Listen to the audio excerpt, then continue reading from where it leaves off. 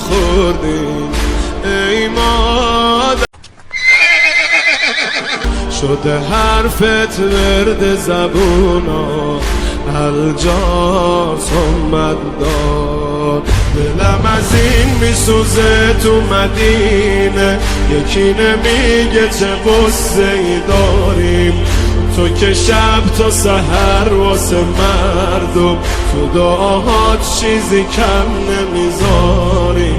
جوری فتنه شده که تو حتی میون خوبام یاری نداری. نگرانم من واسه این زخما، نگرانم چون خونی نفسات. مظلوم